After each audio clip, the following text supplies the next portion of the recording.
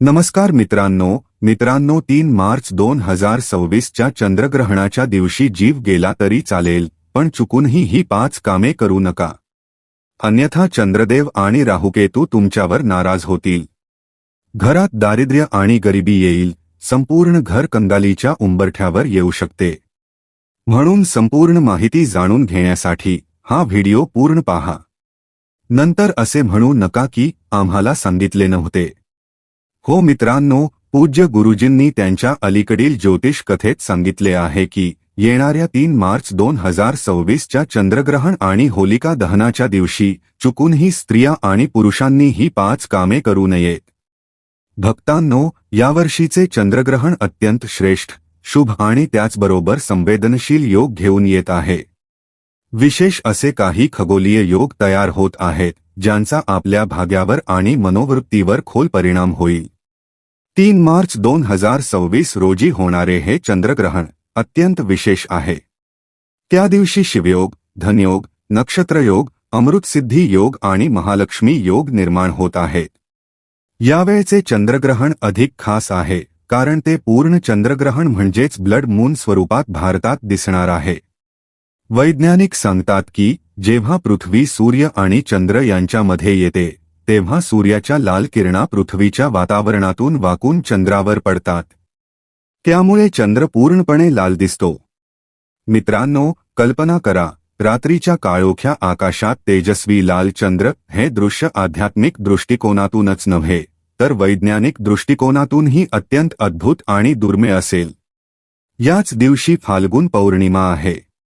आपल्या हिंदू धर्मानुसार या पौर्णिमेला माता लक्ष्मी पृथ्वीवर वास करण्यासाठी येतात आणि आपल्या भक्तांवर कृपा करतात. याच दिवशी होलिका दहन होईल आणि त्यानंतर दुसऱ्या दिवशी होळीचा पवित्र सण साजरा केला जाईल. वेदपुराणांनुसार अशी होळी आणि चंद्रग्रहणाचा योग तब्बल 152 वर्षांनंतर आला आहे. या दिवशी केलेली पूजा, साधना आणि क्रिया कधीही व्यर्थ जात नाही. या दिवशी काही उपाय करून आपण जीवनातील सर्व प्रकारचे दुःख, समस्या आणि अडचणींपासून मुक्त होऊ शकता. परंतु दुसऱ्या बाजूला या पवित्र चंद्रग्रहणाच्या दिवशी काही कामे करण्यास कठोर मनाई आहे.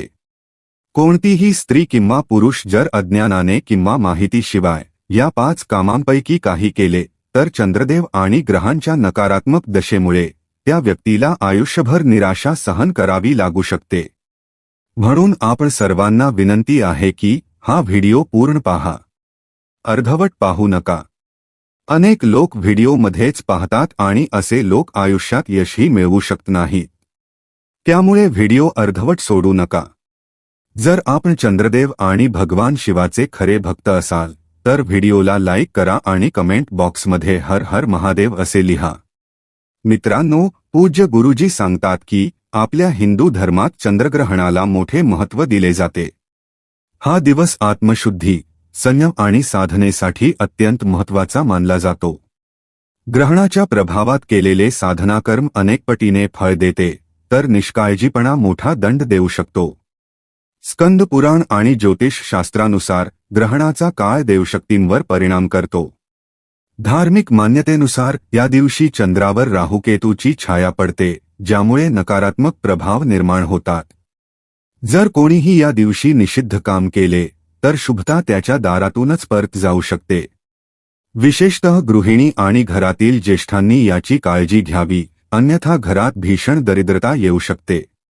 ज्योतिषशास्त्रानुसार 3 मार्चला लागणारे हे महाचंद्रग्रहण 152 वर्षांनंतर आले आहे. कारण हे चंद्रग्रहण भारतात दिसणार असून ते ब्लड मून स्वरूपात असेल. या काळात चंद्र रक्तासारखा लाल दिसेल आणि नकारात्मक शक्तींचा प्रभाव उच्च स्तरावर असेल. त्यामुळे हा व्हिडिओ हलक्यात घेऊ नका. यावेळी अनेक वर्षांनंतर असा दुर्मिळ संयोग तयार झाला आहे. या पवित्र चंद्रग्रहणाच्या दिवशी विशेष ग्रहयोग तयार होत आहेत. त्यामध्ये धनप्राप्ती योगही आहे. या दिवशी एक साधा उपाय करून आपण या योगाचा लाभ घेऊ शकता आणि आपल्या जीवनातील आर्थिक समस्यांपासून मुक्त होऊ शकता. तसेच या दिवशी कोणते रामबाण उपाय करावेत ज्यामुळे 101% लाभ मिळू शकेल आणि या 5 चुका टाळल्याने 7 जन्मांची कठीणाई टाळता येईल याबद्दलही आम्ही सांगणार आहोत. तसेच या दिवशी अशी एक वस्तू आहे जी जो कोणी खाईल त्याच्या घरात सकारात्मकता आणि सौभाग्य येऊ शकते. तर भक्तांनो, आजचा हा व्हिडिओ अत्यंत ज्ञानवर्धक ठरणार आहे. त्यामुळे आपल्या फायद्यासाठी हा व्हिडिओ शेवटपर्यंत नक्की पहा.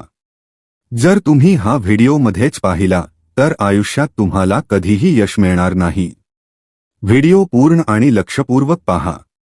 हा व्हिडिओ पाहिल्यानंतर तुम्हाला दुसरा कोणताही व्हिडिओ पाहण्याची गरज भासणार नाही. चला भक्तांनो, सर्वप्रथम जाणून घेऊया की हे चंद्रग्रहण भारतात किती वाजता सुरू होईल आणि कधी संपेल. याचा सूतक काळ किती असेल आणि भारतातील कोणकोणत्या राज्यात ते दिसेल. मित्रांनो, हे एक पूर्ण चंद्रग्रहण असेल जे भारतातील प्रत्येक राज्यात, प्रत्येक गावात आणि प्रत्येक शहरात दिसेल. ज्याला ब्लड मून असे म्हटले जात आहे, ते दुपारी 3:20 वाजता सुरू होईल आणि सायंकाळी 6:47 वाजता समाप्त होईल. याचा सूतक काळ 9 तास आधी म्हणजे सकाळी 6:20 पासून सुरू होईल. भारतामध्ये हे मुख्यत्वे ईशान्येकडील राज्यांमध्ये जसे की आसाम, अरुणाचल प्रदेश, नागालँड, मणिपूर, मिझोरम आणि पश्चिम बंगाल येथे स्पष्टपणे दिसेल. तसेच दिल्ली, उत्तर प्रदेश, मुंबई आणि जयपूर यांसारख्या इतर भागात हे सायंकाळच्या सुमारास सूर्यास्ताच्या आसपास आंशिक स्वरूपात दिसेल. हे ब्लड मून असेल. पूर्वोत्तर भारतात विशेषतः कोलकाता येथे याचे उत्तम दर्शन होईल. याशिवाय दिल्ली, मुंबई, जयपूर, लखनौ, पटना, बेंगळुरू, चेन्नई आणि कोलकाता येथे आंशिक ग्रहण दिसेल. खगोलशास्त्रानुसार हे पूर्ण चंद्रग्रहण असून त्याला ब्लड मून म्हटले जाते. म्हणजेच त्यावेळी चंद्र पूर्णपणे लाल रंगात दिसेल.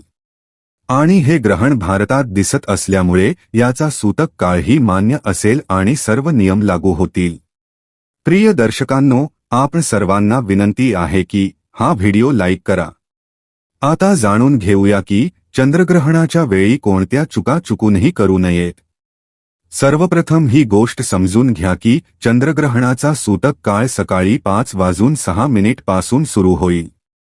त्यानंतर जर तुमच्या घरात गर्भवती महिला असेल तर तिने चुकूनही घराबाहेर जाऊ नये. दुपारी 3:20 वाजता चंद्रग्रहण सुरू होईल. त्यानंतर घरातील गर्भवती महिलेने विशेष लक्ष द्यावे की चंद्राची किरणे तिच्या गर्भावर पडू नयेत. अन्यथा या चंद्रग्रहणाचा दुष्परिणाम गर्भातील बाळावर होऊ शकतो. जर तुम्ही महिला असाल तर चंद्रग्रहणाच्या दिवशी चुकूनही तेलाने मालिश करू नका. डोक्यावरही तेल लावू नका. अन्यथा तुमच्या कुंडलीतील चंद्राची स्थिती कमजोर होऊ शकते, ज्यामुळे तुम्हाला नवग्रहांची पीडा सहन करावी लागू शकते. दुसरी महत्त्वाची गोष्ट म्हणजे या दिवशी चुकूनही तुळशीला पाणी अर्पण करू नका आणि तुळशीला स्पर्शही करू नका. अन्यथा तुम्हाला विविध दोषांचा सामना करावा लागू शकतो, जसे की शनी दोष, मंगळ दोष, राहू दोष इत्यादी. नवग्रहांची पीडा सुरू होऊ शकते. त्यामुळे तुम्ही आणि तुमच्या कुटुंबाने याची विशेष काळजी घ्यावी की चंद्रग्रहणाच्या दिवशी तुळशीला स्पर्श करू नये. तिसरी गोष्ट, जसेच सूतक काळ सुरू होईल तसे पैसे देणे घेणे टाळा. जर तुम्ही व्यापारी असाल तरीही सूतक काळानंतर कोणतेही आर्थिक व्यवहार करू नका. अन्यथा त्याचा थेट परिणाम तुमच्या आर्थिक स्थितीवर होऊ शकतो. तुमचा व्यवसायही कोलमडू शकतो. त्यामुळे याकडे विशेष लक्ष द्या. चौथी गोष्ट, चंद्रग्रहण लागल्यानंतर पती-पत्नीने एकमेकांपासून अंतर ठेवावे. ब्रह्मचर्याचे पालन करावे. सूतक काळ सुरू झाल्यानंतर पती-पत्नीने भांडण करू नये. जर तुम्ही या दिवशी घरात वाद घातला तर तुमच्या घरात नकारात्मक शक्तींचा वास होऊ शकतो. देवी देवता तुमचे घर कायमचे सोडून जाऊ शकतात. घरातील बरकत नष्ट होईल. संपूर्ण वर्षभर तुम्हाला गरिबी, समस्या आणि अडचणींचा सामना करावा लागू शकतो. पाचवी आणि अत्यंत महत्त्वाची गोष्ट म्हणजे चंद्रग्रहणाच्या दिवशी चुकूनही तामसिक अन्न जसे मांस, मासे, अंडी यांचे सेवन करू नका. जर तुम्ही नशायुक्त पदार्थांचे सेवन करत असाल तर 3 मार्चच्या संपूर्ण दिवशी अशा वस्तूंना हातही लावू नका. अन्यथा या चंद्रग्रहणाचा परिणाम तुमच्या जीवनावर असा होईल की त्यानंतर तुम्ही आयुष्यात जे काही निर्णय घ्याल त्यातून तुम्हालाच नुकसान होईल. मित्रांनो, अनेक लोक मंगळवारी केस कापतात. तुम्हा सर्वांना हात जोडून विनंती आहे की येणाऱ्या या चंद्रग्रहणाच्या दिवशी चुकूनही केस कापू नका आणि नखेही कापू नका. चंद्रग्रहणाच्या दिवशी केस आणि नखे कापणे अत्यंत अशुभ मानले जाते. असे केल्याने व्यक्तीवर कर्जाचे ओझे वाढते असे म्हटले जाते. मित्रांनो, या दिवशी चुकूनही घराच्या मुख्य दरवाजावर चप्पलजोडे ठेवू नका. तसेच घरातील झाडू अशा ठिकाणी ठेवा जिथे चंद्रप्रकाश त्यावर चुकूनही पडणार नाही. शास्त्रांमध्ये आणि वेदपुराणांमध्ये लिहिले आहे की जो व्यक्ती चंद्रग्रहणाच्या दिवशी मुख्य दरवाजावर चप्पलजोडे ठेवतो त्याच्या घरात नकारात्मक शक्तींचा वास होतो. त्या घरातील बरकत पूर्णपणे थांबते. झाडू स्वच्छतेचे प्रतीक मानले जाते. म्हणून वेदपुराणांमध्ये सांगितले आहे की चंद्रग्रहणाच्या दिवशी चंद्रप्रकाश घरातील झाडूवर पडू नये. आता जाणून घेऊया त्या उपायांविषयी जे या ग्रहणाच्या काळात केल्यास तुमच्या जीवनात धन, नशीब आणि वैभवाचे दरवाजे उघडतील. पहिला उपाय, घरात धनागमनासाठी महाउपाय. मित्रांनो, जर तुम्हाला वाटत असेल की या चंद्रग्रहणानंतर तुमच्या घरात धनप्राप्ती वाढावी आणि येणाऱ्या पैशात वाढ व्हावी, तर एक सोपा उपाय करा. चंद्रग्रहण सुरू होण्यापूर्वी एक पितळी वाटी घ्या, त्यात गंगाजल भरा आणि त्यात ₹1 नाणे टाका. त्यानंतर चंद्रग्रहण 3:20 वाजता सुरू होण्यापूर्वी ही वाटी घराच्या छतावर अशा ठिकाणी ठेवा जिथे चंद्रप्रकाश थोडासा पडेल. पुढील दिवशी म्हणजे 4 मार्चच्या सकाळी स्नान करून ती वाटी खाली आणा. गंगाजलात ठेवलेले ते नाणे तुमच्या कपाटात किंवा तिजोरीत जिथे तुम्ही पैसे ठेवता तिथे ठेवा. फक्त हा उपाय या चंद्रग्रहणाच्या दिवशी करा. कारण या दिवशी फाल्गुन पौर्णिमाही आहे आणि असे मानले जाते की या दिवशी माता लक्ष्मी पृथ्वीवर वास करतात. हा उपाय केल्यानंतर ते नाणे माता लक्ष्मींचा आशीर्वाद बनते आणि घरात धन आकर्षित करते. त्यामुळे घरातील धनवाढ होईल आणि माता लक्ष्मींची कृपा कायम राहील. पुढचा उपाय, राहुकेतूच्या दुष्प्रभावातून मुक्ती. जर एखाद्याची राहुकेतूची दशा खराब असेल तर त्याला आयुष्यात अनेक अपयशांचा सामना करावा लागतो. जर तुम्हालाही असे वाटत असेल की तुमची राहुकेतूची दशा चांगली नाही, तर चंद्रग्रहण संपल्यानंतर स्नान करा. घराजवळ पिंपळाचे झाड असल्यास त्या झाडाजवळ जाऊन तिळाच्या तेलाचा दिवा लावा आणि 2 लवंगा घ्या. त्या लवंगांचे डोक्यापासून पायापर्यंत 8 वेळा उतारा करा आणि त्या जळत्या दिव्यात टाका. लवंग राहुकेतू दोष कमी करण्यासाठी उपयुक्त मानली जाते. हा उपाय केल्यास संपूर्ण वर्षभर राहुकेतूच्या दुष्प्रभावांचा सामना करावा लागणार नाही. शास्त्रानुसार चंद्रग्रहणाच्या दिवशी उतारा केलेल्या लवंगा जळत्या दिव्यात टाकल्यास राहुकेतूची दशा सुधारते. त्यामुळे व्यक्तीने घेतलेले निर्णय लाभदायक ठरतात. हा उपाय करायला विसरू नका आणि अजून व्हिडिओ लाईक केला नसेल तर लगेच करा. जर तुम्हाला वाटत असेल की तुमचे भाग्य नेहमी तुमच्या सोबत राहावे, तर चंद्रग्रहण सुरू होण्यापूर्वी किंवा 1 दिवस आधी एक कुलूप आणि चावी खरेदी करा. ग्रहण सुरू होण्यापूर्वी ते घराच्या छतावर ठेवा. पुढील दिवशी 4 मार्चला ते कुलूप चावी एखाद्या मंदिरातील पुजाऱ्याला दान करा. हा साधा उपाय तुमच्या नशिबाचे बंद दरवाजे उघडेल आणि नवीन संधी उपलब्ध करून देईल. दुसरा उपाय, दुर्भाग्यापासून मुक्ती. जर तुम्हाला वाटत असेल की तुमच्यावर शनी दोष, मंगळ दोष किंवा नकारात्मक ऊर्जेचा प्रभाव आहे, तर चंद्रग्रहण सुरू होताच एक मूठ काळी मिरी घ्या, ती डोक्यापासून पायापर्यंत 8 वेळा फिरवा आणि नंतर ती मातीच्या भांड्यात ठेवून जाळून टाका. असे केल्याने सर्व दोष नष्ट होतील आणि तुम्हाला हलकेपणा जाणवेल. तिसरा उपाय, घरातील धनवृद्धीसाठी. जर तुम्हाला वाटत असेल की घरात कधीही पैशांची कमतरता भासू नये, तर चंद्रग्रहणाच्या वेळी पूजाघरात लाल कपड्यात एकमुखी धे ठेवून त्याची छोटी पोटली बनवा. त्यासोबत तुपाचा दिवा लावा. नंतर ती पोटली हातात घेऊन माता लक्ष्मींच्या बीज मंत्र ओम महालक्ष्मी नमः याचा 11 वेळा जप करा. यानंतर ही पोटली आपल्या कपाटात किंवा तिजोरीत सुरक्षित ठेवा. ही पोटली तुमच्यासाठी माता लक्ष्मींचा आशीर्वाद बनेल आणि तुमच्या घरात धनवर्षा सुरू होईल. जर तुम्हाला असे वाटत असेल की तुमच्या कुटुंबावर कधीही कोणतेही संकट किंवा आपत्ती येऊ नये, तर चंद्रग्रहण सुरू होण्यापूर्वी आपल्या घराच्या अंगणात किंवा मुख्य दरवाजासमोर एक दिवा नक्की लावा. त्या दिव्यात तिळाचे तेल भरा आणि त्यात 2 लवंगा टाकून तो प्रज्वलित करा. जसेच चंद्रग्रहण समाप्त होईल, तो दिवा एखाद्या पिंपळ किंवा वडाच्या झाडाखाली ठेवून हा उपाय तुमच्या संपूर्ण कुटुंबाला ग्रहणदोषापासून वाचवेल आणि घरातील सर्व सदस्यांना सकारात्मक ऊर्जेचा आशीर्वाद देईल. मित्रांनो, जर तुमच्या घरात एखादी व्यक्ती बराच काळ आजारी असेल, तर चंद्रग्रहण सुरू झाल्यानंतर एक मूठ काळी लवंग घ्या आणि त्या आजारी व्यक्तीच्या डोक्यापासून पायापर्यंत 8 वेळा उतारा करा. त्यानंतर त्या लवंगा लाल कापडात बांधून ठेवा. पुढील दिवशी म्हणजे 4 मार्चला ती पोटली एखाद्या मंदिराबाहेर बसलेल्या भिक्षुकाला दान करा. असे केल्यास घरातील आजारी व्यक्तीवरील नकारात्मक ऊर्जा किंवा समस्या त्या लवंगांसोबत निघून जाईल. हा उपाय केल्यानंतर तुम्ही स्वतः पाहाल की आजारी व्यक्ती हळूहळू बरी होऊ लागेल. आता जाणून घेऊया भाग्यशाली राशींबद्दल. सर्वप्रथम भाग्यशाली रास आहे मेष रास. हो मित्रांनो, या चंद्रग्रहणानंतर भगवान भोलेनाथांचा सर्वप्रथम आशीर्वाद ज्यांच्यावर होणार आहे, ज्यांचे नशीब पूर्णपणे बदलणार आहे, ज्यांच्या बंद नशिबाचे कुलूप उघडणार आहे आणि ज्यांच्या व्यवसायात बदल होणार आहे, ती म्हणजे मेष रास. मेष राशीच्या लोकांचा जो व्यवसाय बंद पडला होता, तो या चंद्रग्रहणानंतर आपोआप सुरू होताना दिसेल. तुम्ही स्वतः लक्ष द्या, जो व्यवसाय पूर्णपणे ठप्प झाला होता, तो पुन्हा वेगाने चालू लागेल. भगवान भोलेनाथांची तुमच्यावर अशी कृपा होईल की जीवनातील अनेक मार्ग तुमच्यासाठी खुले होतील. सर्व बाजूंनी पैसा येऊ लागेल. जे शत्रू होते तेही तुमच्याशी हातमिळवणी करण्याचा प्रयत्न करतील.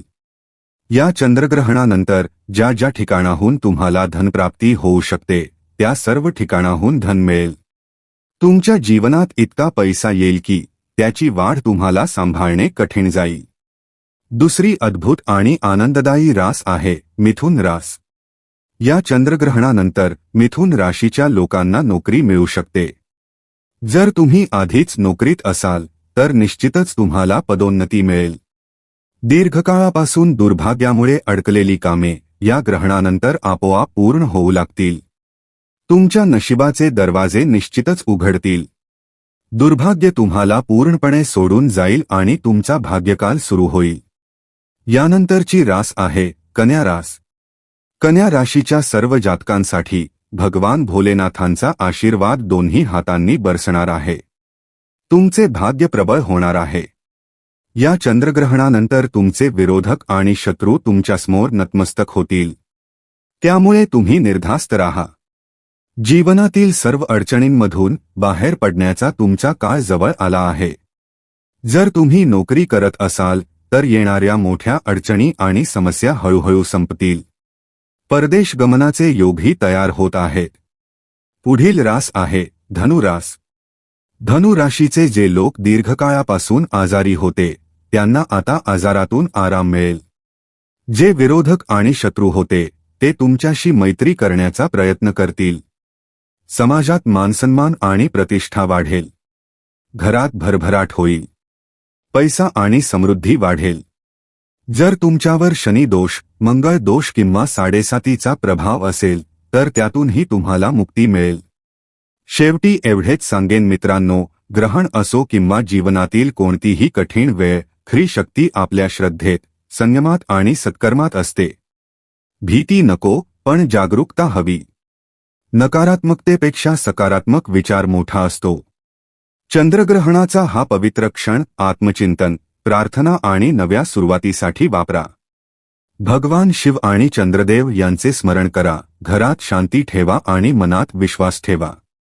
ईश्वराची कृपा, माता लक्ष्मीचा आशीर्वाद आणि आनंद, समृद्धी, आरोग्य तुमच्या कुटुंबावर सदैव वर्षाव होवो, हीच प्रार्थना. हर हर महादेव. व्हिडिओ आवडला असेल तर लाईक, शेअर आणि कमेंट करायला विसरू नका. असेच नवनवीन व्हिडिओ पाहण्यासाठी आत्ताच आमच्या चॅनलला सबस्क्राईब करा.